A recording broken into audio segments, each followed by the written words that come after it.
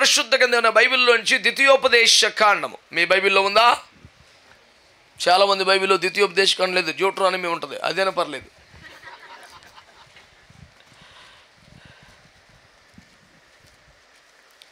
Deuteronomy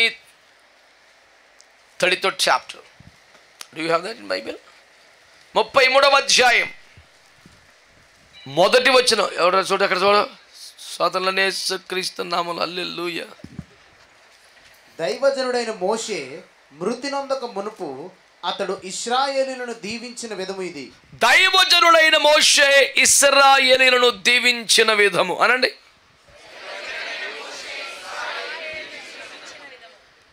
మీరందరూ నా వైపు చూస్తూ వినండి. గబగబా ఫటాఫట్ 4 ముక్కలు చెప్పేస్తాను, శ్రద్ధగా వినండి. మంచిగా తేటగా నాతో మాట్లాడండి. You can interact, it's all right. నేనేమంటున్నానంటే, దేవుడు దీవించాలా, దైవజనుడు దీవించాలా?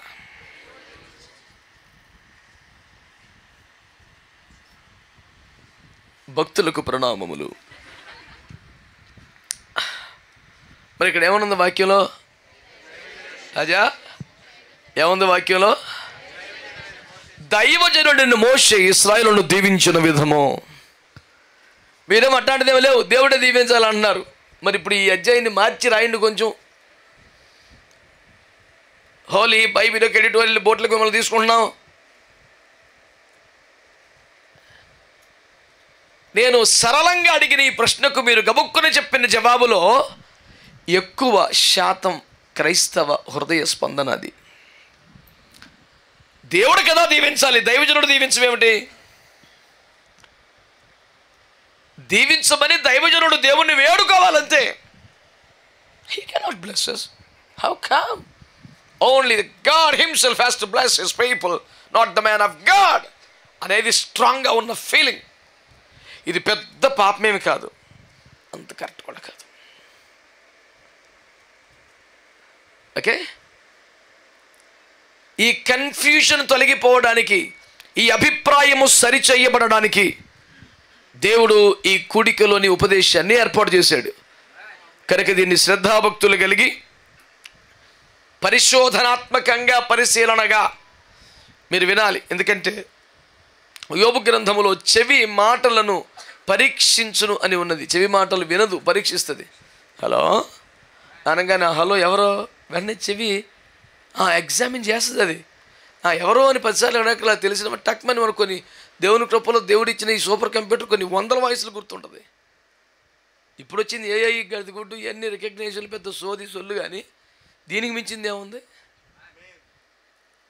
పివి నరసింహరావు గారు ప్రధానమంత్రి అయినప్పుడు వారు కాస్త విద్యాధికులు కనుక, వారికి అప్పటికే కంప్యూటర్ల పట్ల విపరీతమైన అవగాహన ఉన్న వ్యక్తి కనుక వాటిని యువతరానికి మించి ఒడుపుగా, నేర్పుగా, వేగంగా వాడగలిగిన స్థాయి వారికి ఉండేది కనుక వారు ఒక సదస్సులో మాట్లాడుతూ కంప్యూటర్ యొక్క కెపాసిటీని వర్ణన చేసి ఇది ఈ కంప్యూటర్ యొక్క ఫలితమే, దీనికి పోలికి అక్కడ, ఇది చాలా బేభత్సమని చెప్పాడు. ఎందుకంటే ఆ కంప్యూటర్ సృష్టికర్త వీడు, ఈ కంప్యూటర్ సృష్టికర్త ఆయన. మానవ మస్తిష్కానికి మించినటువంటి వేగం, కెపాసిటీ లేదు. ఇప్పటికీ కెమెరాస్లో ద హైయెస్ట్ పవర్ఫుల్ లెన్స్ ఏదైతే ఉంటుందో ఇదే టాపిక్ ప్రపంచంలో అనేది. దానికంటే 1,00,000 రెట్లు ఎక్కువ కెపాసిటీ లెన్స్ మనకు అనుకుంటుందంట ఈ రోజుకి. ఇంక నువ్వు అలిసిపోవటమే రేపొద్దున్న. అంటే దేవుని సృష్టి ఇంకెప్పటికి కూడా ఎవడూ రీచ్ అవ్వలేడేక. అందుకని యోబు గ్రంథంలో ఆయన పరిశోధింపజాలని కార్యములు చేస్తాడు. ఆయన చేసిన కార్యాలను ఎవడు పరిశోధించలేడంట. ఎట్టు చేశాడు రబ్బా అంటవే, ఇక ఎట్టు చేశాడని చెప్తే కుదరదు. ఏమంటే ఎప్పటికప్పుడే దైవ కనమంటారు, ఎప్పుడంటే సృష్టి శాస్త్రం అంటారు, ఎప్పటికప్పుడే మాకు దొరికింది అంటారు, ఎప్పటికీ దొరకదు. ఇప్పుడు మొత్తం సృష్టి రహస్యం మొత్తం బట్టబయలు అయిపోయింది, మా చేతికి వచ్చిందని ఇప్పటికి ఎన్ని సంవత్సరాలు చెప్తున్నారు? తక్కువ అంటే 100 సంవత్సరాలు చెప్తున్నారు. పంతేమలతో సావదు. మనం ఆ తారీఖేసి రాయిపోతే మనం పాస్ అవ్వం కాబట్టి అర్థం అంతే, ఏముండదు అందులో. మళ్ళీ ఘుమ్ ఫిర్కి వహా, మళ్ళీ అక్కడికి వస్తుంది కూటం. సైన్స్లో ఉన్న తెలివైన క్లాస్ ఏంటంటే ఇప్పటి వరకు తేలిన పరిశోధనలు బట్టి అని ఒక పదం పెట్టాలా. అది పెట్టకుండా రాయకూడదు. ఎందుకంటే దీనికి భిన్నంగా, దీనికన్నా అడ్వాన్స్డ్గా నెక్స్ట్ పరిశోధనలు తేలొచ్చు కదా. మనం ఏం చెప్పేది? పరిశోధనలకు ముగింపు ఉండదుగా, కంటిన్యూ చేస్తూనే ఉంటారు. కాబట్టి ఇప్పటి వరకు తేలిన పరిశోధనలను బట్టి ఈ విధంగా భావిస్తున్నాం అనాలంతే. This is the ultimate truth concerning this point అని చెప్పడానికి ఏముండదు సైన్స్. That is science. ఇదే అంతిమ చిట్ట చివరి జవాబు అనకూడదు సైన్స్. ఇంతవరకు తేలిన ఫలితార్థం బట్టి ఈ విధంగా మేము భావిస్తున్నాం అంతే. రేపొద్దున ఇంకోటి భావించవచ్చు, ఎందుకని ఇంకోటి బయలుపడవచ్చు. ఇది అని చెప్పడానికి అల్టిమేట్ అథారిటీ ఎవరంటే క్రియేటర్ ఒక్కడే. ఆమె సో ఎవడైనా సరే క్రియేటర్ దగ్గరికి వచ్చాక సౌండ్ తగ్గాలి, చేయటానికి ఏముండదు. ప్రభువుకి స్తోత్రం. మీ అందరికి వందనాలు. హల్లెలూయా. కనుక దైవజనుడు దీవించవచ్చా? దైవజనుడు దీవించమని దేవునికి ప్రార్థన చేసే వరకేనా దీవించాలా? ఇది ఒక పెద్ద సిద్ధాంతం ఏమి కాదు. ఆ మాత్రమైన ఒక సంశయం ఎందుకు మిగిలిపోవాలి? మోషే యొక్క దీవెనల పరంపరను మనము ధ్యానించడానికి ఉపక్రమించాను నేను. ఉపక్రమించి సరైన మెటీరియల్ తయారు చేస్తున్న ప్రయత్నంలో ప్రభు ముందు గొడవ చెప్పరా అనే మాటను నా దృష్టిలో పెట్టినప్పుడు ఈ మాటను ఈ పూట ధ్యానానికి మీ దగ్గరికి తీసుకొచ్చాను. దైవజనుడు దీవించవచ్చా, దీవించమని ప్రార్థన మాత్రమే చేయాలా అనే దానికి సంబంధించి 2-3 మాటలు పరిశుద్ధ గ్రంథంలో మన స్వాభిప్రాయాలు స్వానుభవాలు వ్యర్థం. వాక్యమే మనకి ఏకైక శిరోధార్యం. దేవునికి స్తోత్రం. పరిశుద్ధ గ్రంథం బైబిల్లోంచి సంఖ్యాకాండము 50 అధ్యాయం ఉందా? అయితే 6వ జయంతి కొంచెం ఓపిక చదువు. 22 నుండి 26 దాకా. యెహోవా మోషేకు ఇలాగు సెలవిచ్చెను, నీవు అహరోనుతోనూ అతని కుమారులతోనూ ఇలాగనుము, మీరు ఇశ్రాయేలీయులను ఇలాగు దీవింపవలెను. స్తోత్రం చెప్పండి. హల్లెలూయా. సో 26వ వచనం ముగింపుకి వెళ్తే ఇలాగు దీవింపవలెను అనే మాటతో ముగిస్తాడు. ఇప్పుడు నేను మీ అందరి దృష్టికి తీసుకొస్తున్న మాట, ఇందాక బిడ్డలు ఎవరు ఆల్రెడీ డైరెక్ట్గా 26కి వెళ్ళిపోయారు, కానీ 24 నుండి 26 వరకు 3 వచనాల్లో ఏ దీవెనలు ఇవ్వాలో రాశాడు. ఎవరు దీవించాలో 22లో రాశాడు. అందుకే దాని జోలికి వెళ్ళాం మనం. అక్కడ ఏమన్నాడు? అహరోనును అతని కుమారులను ఇలాగున ఎవరు దీవించాలి? పిలవబడ్డ దైవజనుడు, అభిషేకించబడ్డ దైవజనుడు, నియమించబడ్డ దైవజనుడు, పంపబడ్డ దైవజనుడు ఈ రీతిగా ప్రజలను ఆశీర్వదించాలి.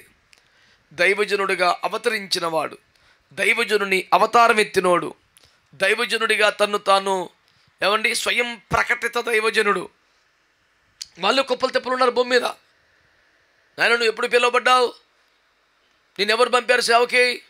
హస్తనిక్షేపణ ఎవరు చేశారు? What is the base and background of A church ministry? అలాంటి ఏమన్నావు? మనంతా డైరెక్ట్ అంటాడు. గాల్లో పుట్టినటువంటి స్వయంభవుడు. ఇలాంటి వింతల సేవలో చాలా ఉన్నాయండి. దేవుని వాక్యాన్ని మీరు పరిశీలన చేస్తే హెబ్రీ పత్రిక 5వ అధ్యాయంలో అహరోను గురించి మాట్లాడుతూ అహరోను సేవకు పిలువబడినట్లే వీరును అంటూ మాట్లాడతాడు. సేవకైన పిలువబడ్డాడు అన్న మాట బైబిల్లో కనబడుతుంది. పిలుపు విషయమై, ఏర్పాటు విషయమై బైబిల్ ఎంతో స్పష్టంగా ఎన్నోసార్లు మాట్లాడుతుంది. ఇక్కడ ఏమంటాడు? ఎవరు దీవించాలి? నీవును లేదా అహరోను కుమారులను, అహరోను అతని కుమారులను ఇలాగును దీవించాలి. అంటే యాజకత్వానికి ఎవరు పిలువబడ్డారో, సేవకత్వానికి ఎవరు ప్రతిష్ఠించబడ్డారో, ఎవరు అభిషేకించబడ్డారో, ప్రధాన యాజకుని కింద యాజకులుగా గుడార సంబంధమైన సేవలు ఎవరు చేయించున్నారో వారికున్న పిలుపును బట్టి, ఏర్పాటును బట్టి, సమర్పణను బట్టి, అభిషేకాన్ని బట్టి వారు ప్రజలను ఏం చేయాలి చెప్పండి? అనండి గట్టిగా. దీవించాలి. దైవజనుడు ప్రజలను దీవించాలి, దైవజనుని దీవెన ప్రజలకు కావాలి అనే ఒక మాట నిజమే. కానీ ఆ దైవజనుడు ఎవరు?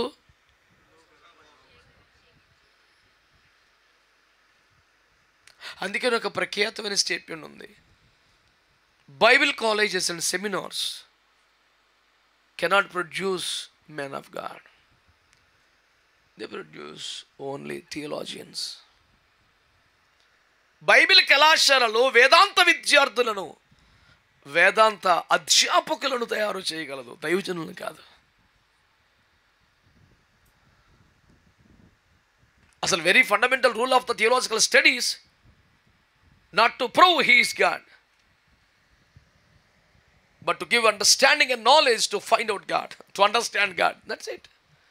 దేవుణ్ణి అర్థం చేసుకోవడానికి సరిపడ సమాచారం ఇవ్వడమే తప్ప ఇతనే దేవుడిని నమ్మమని చెప్పడానికి థియాలజికల్ స్టడీస్కి లేదు ప్రియులారా. దేవుణ్ణి మరింత లోతుగా అర్థం చేసుకోవడానికి, గ్రహించడానికి నీకు సహాయపడగలరు వేదాంత పరిశోధనలో, అధ్యయనంలో, ఉపదేశంలో వాళ్ళు చేసేది. కాబట్టి దేవుని బిడ్డలారా, దేవుని వాక్యం ద్వారా నేను మీ దృష్టికి తీసుకొస్తున్న విషయం, దైవజనుడు దీవించాలి అంటే ఆయన ఎంత చదువుకున్నాడు, ఎంత ఎంత ఎంత ఎంత అనుభవం ఉండాలి, ఎంత ప్రసిద్ధి నొందిన వాడై ఉండాలి, ఎంత మరి జ్ఞానవంతుడై ఉండాలి, ఇలాంటి ప్రశ్నలకు సంబంధం లేదు. వారు పిలువబడ్డారా, వారు ప్రతిష్ఠించబడ్డారా, వారు అభిషేకించబడ్డారా, యాజకత్వంలో వారు హస్త నిక్షేపణ ద్వారా మరి స్థిరపరచబడ్డారా అనేది మనకు చాలా చాలా చాలా ప్రాముఖ్యమని మీరు గమనించాలని ప్రభుపెట్టి మనవి చేస్తున్నాను. ఎవరు దీవించాలి? అహరోనును అతని కుమారులను ఇశ్రాయేలీలను ఈ విధముగా దీవించవలెను. ఆమె అంటే పిలువబడిన సేవకులు, అభిషేకించబడ్డ సేవకులు, హస్త నిక్షేపణ గావించబడ్డ సేవకులు దీవించాలి.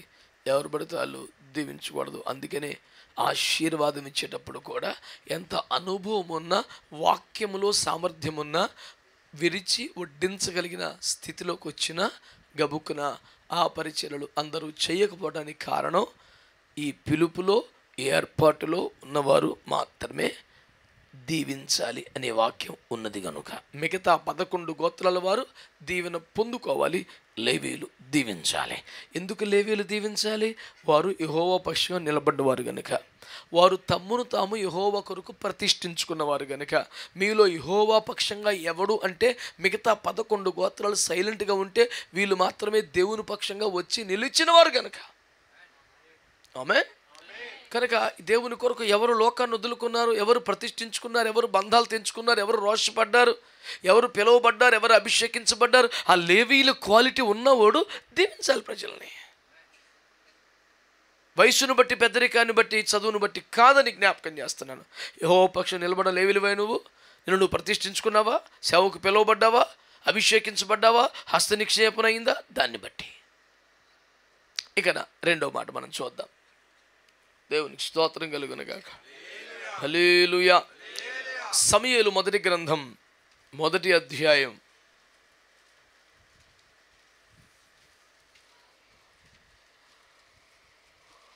17వ వచనం. అంతటా ఏలి, నీవు క్షేమముగా వెళ్ళుము, ఇశ్రాయేలు దేవునితో నీవు చేసుకొనిన మనవిని ఆయన దయచేయునుగాక అని ఆమెతో చెప్పగా, ఆ దెబ్బకి ఎక్కడో నిత్యములో మహిమలో దాగి ఉన్న సమూయేలు చేశాడు భూమి మీదకి. స్తోత్రం చెప్పండి. అవునా కదా చెప్పండి. ఎంత ఏమని దీవించాడంటే దైవజనుడు, యెహోవా నీవు మనవి చేసుకుని దానిని నీకు దయచేయునుగాక. ఇంతకన్నా గట్టిగా యేసు ఆమె అన్నాడు. సమూయేలు వచ్చేసాడు అంతే. ఆమేన్. అంటే ఆ దైవజనుడు ఎవరు? ఏలి అనబడుతున్న దైవజనుడు. ఆయన స్థానం ఏంటి? ప్రధాన యాజకుడు. ఆయన ప్రత్యేకతల్లో ఒకటేమిటి? మొత్తం ఇజ్రాయేల్ చరిత్రలో అత్యధిక కాలం మందసము షిలోహులో దేవుని మందిరములో ఉంచిన, కాపాడిన ఓ ఘనత ఆయనకు సొంతం. దేవునికి స్తోత్రం చెప్పండి. మందసము చెరపట్టబడింది అంటే తట్టుకోలేక తనువును చాలించిన సాక్ష్యం ఆయన సొంతం. దేవునికి స్తోత్రం కలుగునుగా. దేవుని బిడ్డలారా, మీరు దేవుని వాక్యాలు పరిశీలన చేస్తే ఆయన ఏమన్నాడంట? అసలు ఆవిడ దుఃఖం ఏంటో, బాధ ఏంటో కూడా అర్థం చేసుకోలేని స్థితిలో ఉన్న వ్యక్తి, ఏంటి బిడ్డ ఎందుకు ఏడుస్తున్నావు అంటే, అయ్యా ఎలాంటిదని కాదు బాబు, నా కష్టం ఇది, నా ఇబ్బంది అని చెప్పుకుంటే, అయ్యో బిడ్డ అలాగా, యెహోవా నీవు మనవి చేసిన దానికి దయచేయనుగా కంటే సమయంలో వచ్చి పడిచడే వేసి రక్తం ఏం చేయం. అంటే నేను అంటున్నాను, ఒక పిలుపులో, ఏర్పాటులో, అభిషేకములో ఉన్న వ్యక్తి యొక్క ఆశీర్వాదం మాట ప్రజలకు దీవెనకరంగా ఉంటుందా లేదా అన్నది మీరు జ్ఞాపకం చేసుకోండి. పిలుపు, ఏర్పాటు ఇలాంటి కాస్ట్లీ మాటలు మాట్లాడితే ఖచ్చితంగా మోషే గురించే కదా మాట్లాడాలి. రోషముతో, భారముతో, సమర్పణతో, దైవావేశంతో బయటకు వచ్చాడు. నా ప్రజలను విమోచించవలసిన బాధ్యత నాకు ఉందని అమ్మ ఉపదేశంతో తీర్మంతో చేసుకొని అన్నీ వదులుకొని రాజరికాన్ని, వైభోగాలు, సుఖభోగాలు కాదనుకొని వచ్చేసాడు. వచ్చిన తర్వాత 40 సంవత్సరాలు గొర్రెలు కాస్తూనే ఉన్నాడు. ఒక్కసారి కూడా వేసుకున్న మాట అలా. బయటకు వచ్చే రోజున వయసు 40, ఇక్కడ గొర్రెలు కాసిన వయసు 40, మొత్తం 80 సంవత్సరాలు. నా జీవితం ఎందుకు ఇలాగైపోయింది? అమ్మ చెప్పింది అబద్ధమా? నా సమర్పణ వ్యర్థమా? ఈ ప్రయాసం అంతా వట్టికేనా? గాలికి ప్రయాసపడుతుంది. ఏంటి నా బతుకు ఇలాగైపోయింది? అలాగ చూస్తున్నాడు. సడన్గా ఒకరోజు మోషే అన్నాడు. కథం 80 సంవత్సరాలు ఎదురు చూపులకు తెరదించింది. నువ్వు నా పక్షంగా వెళ్ళాలి, నువ్వు మాట్లాడాలి, నువ్వు విడిపించాలి, నువ్వు నడిపించాలండి. Yes my lord. వెళ్ళిపోయాడు. నేను అంటున్నాను, మోషే తన ప్రజలను ఇలాగూ దీవించను అంటే ఆ దీవెన వెనకాల ఎంత కష్టం ఉంది? పిలువబడ్డాడా లేదా? సమర్పించుకోవడం లేదా? త్యాగాలు చేశాడు లేదా? ప్రయాసపడ్డాడు లేదా? ఎవరు దీవిస్తే ఆశీర్వాదం అండి? ఈ రెడీమేడ్ వ్యవహారం ఎక్కడ తయారైపోయింది? ఇవాళ తయారైతే తెల్లరిపాటికి బోర్డు. కొన్ని సంవత్సరాల క్రితం కాకినాడలో ఒక సభలో ఒక దైవజనుడు అడిగాడు, ఏంటండి మీరు ఇంకా రెవరెండ్ అవ్వలేదా? లేదు సార్, రావలేదండి. అయ్యయ్యో, ఎవరైనా ఆల్రెడీ తెలీదా అంటే నేను మళ్ళీ అట్లా గోకాను. అన్నాడు, నేను ఇంకెప్పటికీ అవ్వలేను సార్ అన్నాను. నువ్వు బాధపడుకొని ఇప్పిస్తాను, రేపే ఇప్పిస్తాను నీకు అన్నాడు. ఇది మిఠాయి పొట్ల మనం ఇప్పిస్తాక నేను తీసుకుంటాక ఏమనుకుంటున్నావు నువ్వు? అది బైబిల్లో వచ్చిన తీసి చూపించా. Holy and reverend is his name. Reverend అనున్నది ఆయన నామము. యెహోవా నిసిలాగా, యెహోవా శాలెం, యెహోవా షమ్మా, యావే లాగా దేవుని పేరులో ఒక పేరు. అది ఎవడు పడతాడు తగిలించుకోవడం లేదన్నాడు. అలాగుందేటే మరి లేదేటే అంటే ఎవడో చెప్పాడంట ఆయనకి రెవరెండ్ అంటే గౌరవం ఈడని అర్థం అను. కరెక్టే, అది కూడా ఉంది. ఇప్పుడు దాని అర్థం ఏంటో తక్కువ లేదు. అది ఎవరి నామం? చాలు, సరిపెట్టేసుకో. ఆయన పేరు నువ్వు తగిలించుకోకు, నీకు అంత లేదు, వదిలేసి ఏం చెప్పాను. అది ఆల్రెడీ తీసేసుకున్నానే. ఎవరికి చెప్పాకని డబ్బులు కూడా ఇచ్చాడట. దేవునికి స్తోత్రం. ఏం పిచ్చి పనులు సార్ ఇవి. కనుక ఈ ప్రత్యక్షత, ఈ భక్తి, ఈ గౌరవభావం ప్రభుత్వాలకు ఉండదు. కనుక ప్రభుత్వాల దృష్టిలో అదొక వ్యాలిడ్, నీడెడ్ సర్టిఫికేట్. అది వాళ్ళకు ప్రొడ్యూస్ చేయటం వరకు సంబంధించింది మాత్రమే. నువ్వు దాన్ని తగిలించుకొని రోడ్డు ఎక్కాల్సిన పని లేదని అయ్యగారులందరికీ మనవి చేసుకుంటున్నాను. తీసుకుంటే మీ ఇష్టం, తిరిగి నన్ను కొట్టినా మీ ఇష్టమే. ఇది మాత్రం సత్యం. దేవునికి స్తోత్రం.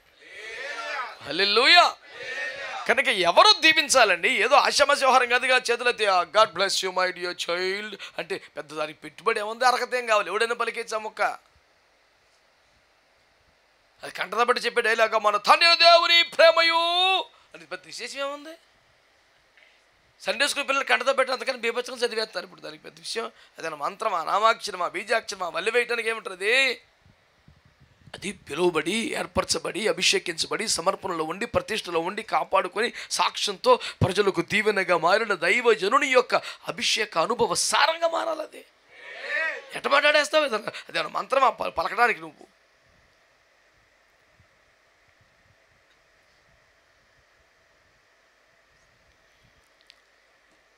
మరి ప్రార్థన జీవితం 40 పగలు 40 రాత్రులు అన్నపానాలు లేకుండా, కూర్చోకుండా, రెస్ట్ లేకుండా, కానీ రెప్పేయకుండా అలాగ చూస్తూ దేవుని 40 పగలు 40 రాత్రులు ముఖం దేవుని మహిమతో, సూర్యకాంతితో ప్రకాశిస్తాం. వాళ్ళకి దీవించే స్థానం అండి. కనుక దైవజనులు పిలుపుని బట్టి, దైవజనుడిగా అతనుకున్న నియామకాన్ని బట్టి, అతను పొందిన అభిషేకాన్ని బట్టి, దేవునితో అతను కలిగిన సంబంధాన్ని బట్టి, దేవుని సన్నిధిలో గడిపిన ప్రార్థన సమయాన్ని బట్టి అతడు దీవించగలిగిన సేవకుడిగా దేవుడు అతన్ని తయారు చేస్తున్నాడు. ఒకటి, పిలుపు, ఏర్పాటు ఉండాలి. ఆ త్యాగం, సమర్పణ ఉండాలి. 2, దేవునితో ఆ సంబంధం, ఆ సమయం, ఆ అనుభవం, ఆ జీవితం ఉండాలి. వాళ్ళు దీవించాలి. స్తోత్రం చెప్పండి. హల్లెలూయా. ఇంకొక మాట అంటాను, మీరు మీకు ఇష్టమైతే తీసుకోండి, లేకపోతే నేను పెద్ద ఏం ఫీల్ అవ్వను. దేవునికి స్తోత్రం. చెప్పమంటారా? ముందే ఫీల్ అయిపోతే ఎలా మరి? అది చెప్తున్నాం కదా.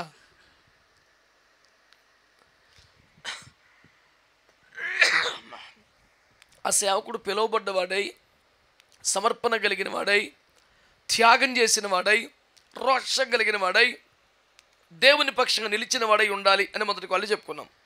రెండోది, దేవుని యొక్క సేవలో సమయం గడిపిన వాడై, ఆయనతో సన్నిహితంగా ఉన్నవాడై, ఆయన సన్నిధిలో నలగొట్టబడబడ్డాయి ఉండాలి అని మాట చెప్పుకున్నాం. మూడో మాట చెప్తున్నాను. ఆ దైవజనుడు ఏ దైవజనుడు? దీవించే దైవజనుడు, దేవుని ప్రేమ కలిగిన వాడై. అనండి. దేవుని ప్రేమ అంటే అర్థం ఏంటంటే దేవుణ్ణే ప్రేమించేవాడిని కాదు, దేవుని ప్రేమిస్తూ ఆ ప్రేమతో మనుషులను కూడా అన్ని దేవుని ప్రేమ కలవడం అంటారు. విశ్వమానవులందరూ చచ్చిపోవాలని తన మటుకు దేవుని ప్రేమిస్తున్నానంటే అడేవుడు దేవుని ప్రేమ గలవాడు. అంటే దేవుణ్ణి ప్రేమిస్తూ అదే ప్రేమతో మనుషులను కూడా. ఇప్పుడు మనం ఉదహరించిన దైవజనుల్లో మోషే, అహరోనులు మన ముందుకు వచ్చారు.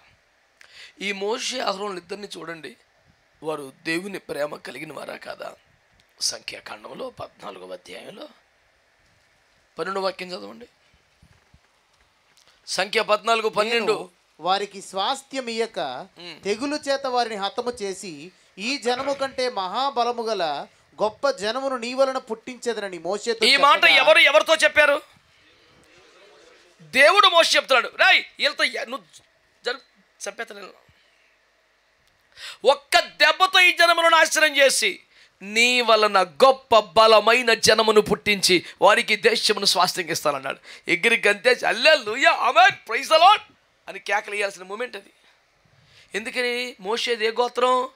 లేవి గోత్రం. లేవీలకి అక్కడ సూది మనం మోపే జాగా రాదు. ఎందుకంటే యెహోవా స్వాస్థ్యం.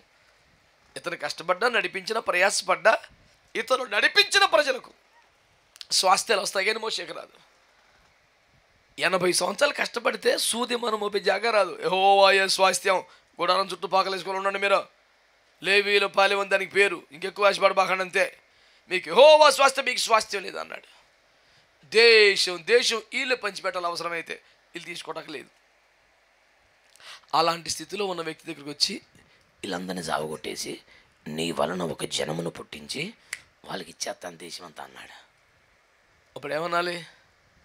ఆమేన్ హల్లెలూయా ఆమేన్ ఆమేన్ ఆమేన్ ఆమేన్ ఆమేన్ అని స్థిరపడిపోవాలి, మొత్తం ఫ్యామిలీకి వచ్చేయాలి. మోషే అంటాడు 19వ వచనం చదువు. ఐగుప్తులో నుండి వచ్చినది మొదలుకొని ఇది వరకు నీవు ఈ ప్రజల దోషమును పరిహరించి ఉన్నట్లు నీ కృపాతిశయమును బట్టి ఈ ప్రజల దోషమును దయచేసి క్షమించుమని యెహోవాతో చెప్పగా. స్తోత్రం చెప్పండి. నువ్వు జరుగు, వీళ్ళని చంపేస్తాను, నీ వలన గొప్ప బలము గల జనమును పుట్టిస్తాను, వాళ్ళకి దేశాన్ని ఇస్తానంటే నీ చిత్తం ప్రభా. థ్యాంక్ యూ జీసస్ హల్లెలూయా అని ఎంత ఆనందపడ. దిస్ ఈస్ ద డే అని ఎంత celebrate the victory of the lord hallelujah. అసలు స్తుతి ఆరాధన మామూలుగా ఉండదు. ఇంకా రోజు మోషే వద్దు ప్రభా, ఆయన తన ప్రజలను విమోచించాడు కానీ వాగ్దాన దేశానికి చేర్చలేపాడు అంటారు. నీకు మహిమ రాదు, నాకు 4 పిల్లలు పడతాం, వాళ్ళకి స్వాస్థ్యం ఇవ్వటం అది కాదు పాయింట్. నీకు మహిమ రావాలి, ఎన్ని వద్దు కానీ ప్రభా, ఆరంభం నుండి ఇప్పటి వరకు నీ ప్రజలను క్షమించినట్లే ఇప్పుడు నువ్వు మరలా క్షమించము, అలాగే ఇచ్చేయాలండి. స్తోత్రం చెప్పండి. ప్రజల పట్ల ఇతనికి ప్రేమ ఉందా లేదా? వాళ్ళంతా ప్రేమ పొందవలసినంత యోగ్యులు కాదు. ఎప్పటికెప్పుడు దేవుని దుఃఖ పెడుతున్నారు, బాధ పెడుతున్నారు, తిరుగుబాటు చేస్తున్నారు. అయినా సరే ప్రతిసారి దేవుని ఉగ్రతకు అడ్డుపడి అవసరమైతే నా ప్రాణం తీసుకో, అవసరమైతే నా పేరు తీసేయి అంటూ వాళ్ళని కాపాడుకుంటూ వస్తున్నాడు. నేను అంటున్నాను, దేవుని కోపం ప్రజల మీదకి రాకుండా వారి జీవితాలను ప్రేమించి వారి భవిష్యత్తును కోరుకొని కన్నీళ్లతో మోకాల మీద ఉపవాసాలతో చేతులెత్తి వారి మీదకి దేవుని కోపం రాకుండా అడ్డుపడగలిగినంత ప్రేమగల ఒక దైవజనుడు ఉంటే దీవించే హక్కు, అధికారం స్థాయి వాళ్ళకు ఉంటుంది. సర్టిఫికేట్ కొంచెం బ్యాడ్జీ పెట్టేసుకుంటే సంచేసి ఎలాగవుతుంది? దేవునికి స్తోత్రం. ఎవరు ఫీల్ అయితే నేనేం చేయలేను, ఉన్నమాట చెప్తున్నాను. దేవునికి స్తోత్రం చెప్పండి. నీవు ఇలాగూ దీవించు అన్నాడంటే తన స్థానాన్ని ఒక వ్యక్తి దేవుడికి ఇచ్చాడంటే తన పని ఇంకోటితో చేయిస్తున్నాడంటే ఏ స్థానం ఉండాలండి? మరి అది ఆశామాసి ముచ్చటండి. దైవజులంటే సహజంగా ప్రేమ గల వాళ్ళు అయి ఉంటుంది. దానికి కొంత పాయింట్ లాగా 3 పాయింట్ చెప్తున్నావు రాసుకోమంటున్నావు, అంత అక్కర్లేదంటాడు ఒకడు. ఆడికి చెప్తున్నాను, బొత్తిగా ప్రేమ లేని యోనలు అంటూ వాళ్ళు ఉంటారు. దేవునికి స్తోత్రం. లేరా? నేను కూడా చూశాను కొంతమంది దైవజనుల్ని. అది జనం ఏమైపోయినా వాళ్ళకి సంబంధం లేదండి. మనం అనుకుంటే వచ్చింది వాళ్ళకి అసలు లీస్ట్ కన్సర్న్ సబ్జెక్ట్ అది. అలా అవన్నీ చాలా ఘోరం. మళ్ళీ చిన్న చితగా ప్రసంగి ఇక్కడ ఎవరో యోనా ఒక్క ప్రసంగం చేస్తే అడుక్కున్నాడు కానీ రాజుగారి దాకా మొత్తం మారు మనసు పొంది సింహాసనాలు దిగి మోకాళ్ళు వేసి గోనుపట్టు వేసుకొని బొడిది పోసుకొని తెగ పశ్చాత్త బేడి చేస్తున్నారు. అంత పవర్ఫుల్ స్పీకరు. పవరే, ప్రేమ లేదు క్యాండిడేట్కి. దేవుని మీద అలుగుతున్నాడు, దేవుని మీద దెబ్బలాడుతున్నాడు. నువ్వు ఇష్టానుసారంగా క్షమించగలి చంపేత్తవలేదా? నేను ఒప్పుకోను. ఎవరితో అన్నాడు? ఊరు నీ గొడవ దేవునితో. 40 రోజుల్లో అగ్గిని వచ్చి మొత్తం తగలడిపోతారని చెప్పాను. అల్లుడు 3 రోజులు అయిపోతుంది. ఇంకొక ఎట్టగడ ఓపి పెడతాను, మొత్తం బూడిచేసి వాళ్ళు ఏడిచేస్తాం, నువ్వు క్షమించేస్తావు. ఈ కుదరవు కాదు నా నాన్న పశ్చాత్తాను. ఇలాంటి స్టోరీలు నాకు చెప్పకో. వాళ్ళు చాలాసార్లు ఇలాగే అంటారు. వాళ్ళు ఏడిచేస్తే నువ్వు మనసు కరిగిపోయి ఓకే బిడ్డ ఈయనకు బూడిచేసి చెప్పన్నావు చెప్పాను. ఇప్పుడు సరకపోతే పరువు బాధ ఎక్కడ? మార్కెట్లో నిలబడాలి రేపు పొద్దున్న నేను. మార్కెట్ ఏంటి అసలు? ఆ డిపార్ట్మెంట్ అదే. ఆడి వ్యాపారాడు, ఆడి క్రయ విక్రయాలు ఉంటాయి, ఆడికి లావాదేవీలు ఉంటాయి. ఆడి బ్యాచ్ అది. యోనా గారంటే గజ్జను వణుకులు పట్టాలి ఒక్కొక్కడికి. అమ్మాయి నోటి మాట పవర్ఫుల్ అని భయం ఉండాలి. చెప్పండి జరిగిపోతున్నాడు. కొంతమందికి ఎంత ఇంట్రెస్టో. చాలామంది దైవజనుల ప్రసంగాలు మ్యాగ్జిన్లు మరి ఆ సంవత్సరం పలానా చోట నేను వెళ్ళినప్పుడు ఈ విధంగా చెప్పాను పిల్లలు. స్టేజ్కి సరిపోయింది అలడియా. ఇప్పుడు ఏడు చెప్తున్నారు నువ్వు. మనతో పెట్టుకోక జాగ్రత్త, నేను పరిగితే గ్యారెంటీ జరిగిపోద్దని బెదరగొట్టేస్తామే కూటమంతా. ఆ రోజు చెప్పాను నేను, వద్దన్న వినలేదాడు. క్యాన్సర్ వచ్చింది పిల్లరా. అమ్మనాయను ఆడి క్యాన్సర్ వచ్చేసినందుకు వీడి కాన్ఫిడెంట్గా ఫీల్ అవుతాను. ఇప్పుడు పర్లేదు. మళ్ళీ ఎవడన్నా కాదంటే క్యాన్సర్ వచ్చేది పిల్లలు జాగ్రత్త. నీ ప్రొజెక్షన్ మండిపో. నువ్వు ఏం చెప్పాలనుకుంటున్నారు జనాలకు అసలు? దేవుడు ప్రేమగలడు కానీ ఇటు దుర్మార్గుడు. ఆయన దగ్గర ఏమైనా తేడా పడి వచ్చిన కాళ్ళు ఎట్టేసుకోవచ్చు. ఇటు దుర్మార్గుడు వెనక్కి తిరగడు. ముందు ఇన్ని చూసుకోవాలి జాగ్రత్తగా. ఇదా నువ్వు ఇవ్వాల్సిన లెసన్ ప్రజలకి? దేవుని చిత్తం, దేవుని నామం, దేవుని ఏర్పాటు, ఇది కదా సబ్జెక్టు. అసలు మనిషికి అసలు కనికరమే లేదండి. చివరికి దేవుడు ఏమనాల్సి వచ్చింది? అధ్యాయం యోనా గ్రంథాన్ని ఎలా ముగించాడు? నిన్న బుట్టి వెంటనే ఎండిపోయిన సొర చెట్టు గురించి ఎంత ఫీల్ అవుతున్నావు? 1,20,000 మంది జనాభా ఉన్న పట్టణమును గురించి, నా జనుల గురించి నేను బాధపడొద్దా అని అంటే, నువ్వు ఇలా చేస్తావు ముందే తెలుసు, అందుకే నేను తరిచేసుకెళ్ళిపోయాను. నువ్వు చెప్పమంటావు, చెప్తావు, వాళ్ళు ఏడుతారు, మళ్ళీ క్యాన్సిల్. ఆ మాత్రానికి ఎందుకండి ఇదంతా? దేవుడితో అతను చేసిన డైలాగ్ వారది. నువ్వు చచ్చిపోతారా బాబు అని చెప్పమంటావు, చెప్తావు, వాళ్ళు పొలోమని ఏడిచేస్తారు, నువ్వు మొత్తం క్యాన్సిల్ చేస్తావు. ఇదంతా మాకు తెలిసిన స్టోరీ. ఆ మాత్రం వెళ్ళటం ఎందుకు, ప్రకటించడం ఎందుకు, అది ఆడటం ఎందుకు? ముందే సైలెంట్గా ఉండొచ్చు కదా. నాకు ఇదంతా తెలుసు, అందుకే ముందే ఊరు మార్చేసి అడ్రస్ మార్చి ఆడికి వెళ్ళిపోయా. ఏ క్లాస్ అని తిమ్మింగిలని పురమాయించాడు. జై శాప అన్నాడు, ఏసు రక్తమే జయం అంది.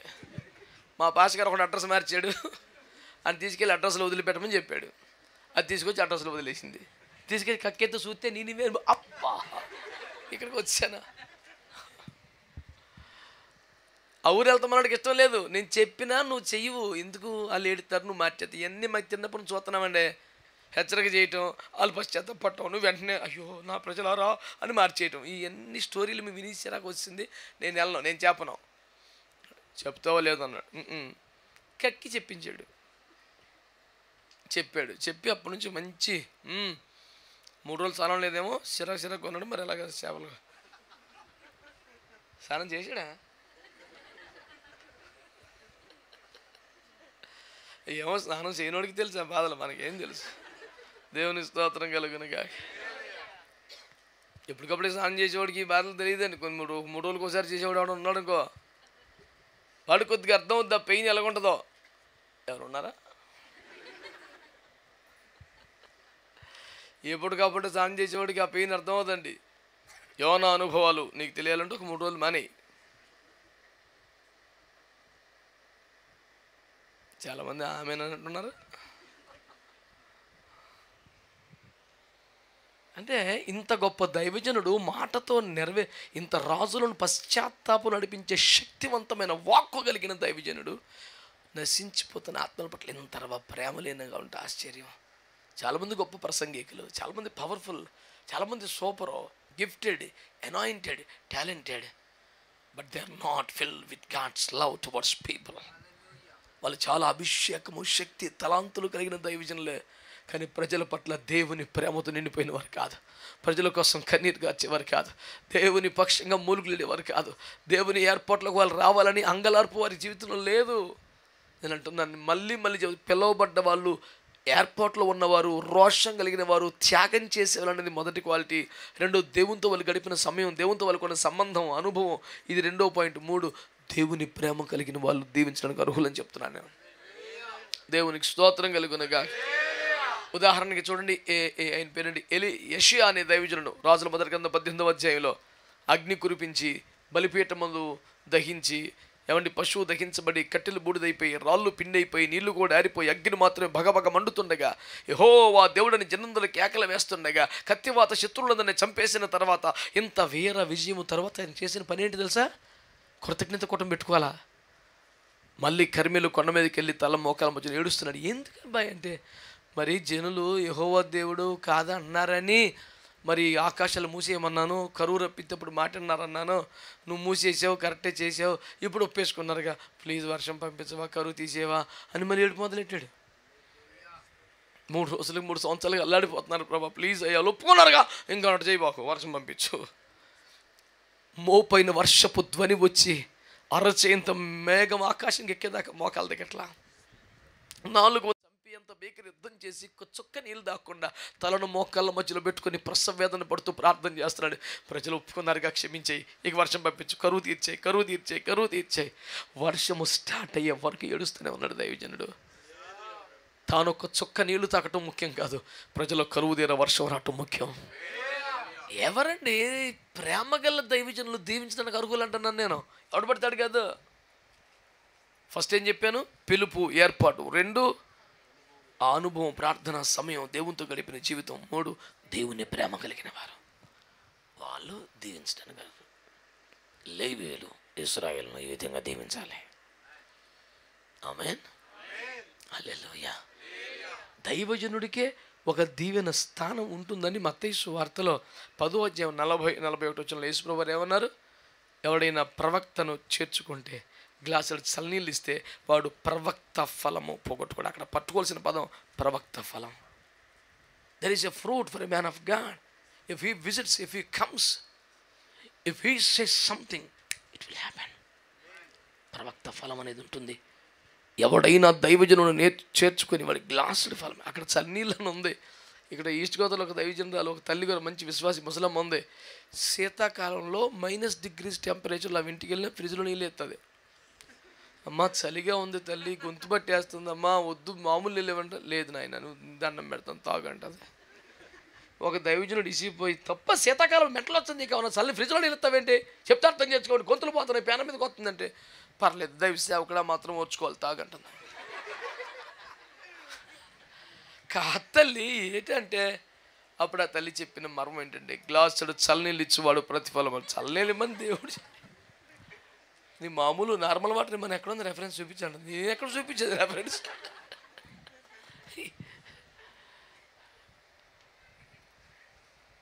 మనం ఆ తల్లిని నీకు మార్చలేము, మర్యాద చల్లనీళ్ళు తాగడమే.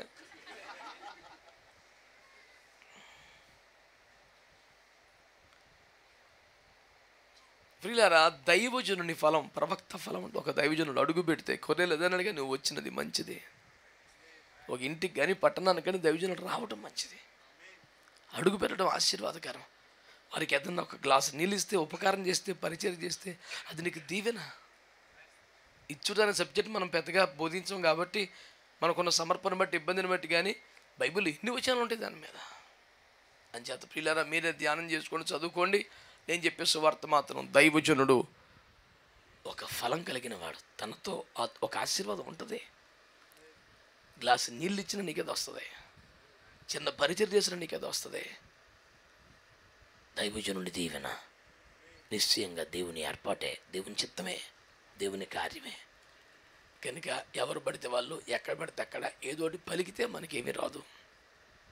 ఆ పిలుపులో ఏర్పాట్లో ఉండి దేవుని కొరకు రోషముగలు నిలబడిన ప్రతిష్టలు ఉన్న లేవి సమర్పణలో ఉన్న వాళ్ళు దీవిస్తే వస్తుంది. దేవునితో గడిపిన సమయాన్ని బట్టి, సేవలో ఉన్న అనుభవాలు, ప్రార్థన గడియలను బట్టి దీవెన వస్తుంది. మూడవది, దేవుని ప్రేమ నిండిన దైవజనులైతే మనకు దీవెన అవుతుంది. వాళ్ళు ఏం చేసినా ఒక దీవెనే, వాళ్ళు వచ్చినా మాట్లాడినా ఉన్న ఒక ఫలం మనకు వస్తుంది. కనుక దైవజనుడు దీవించుట అనేది లేఖనానుసారం.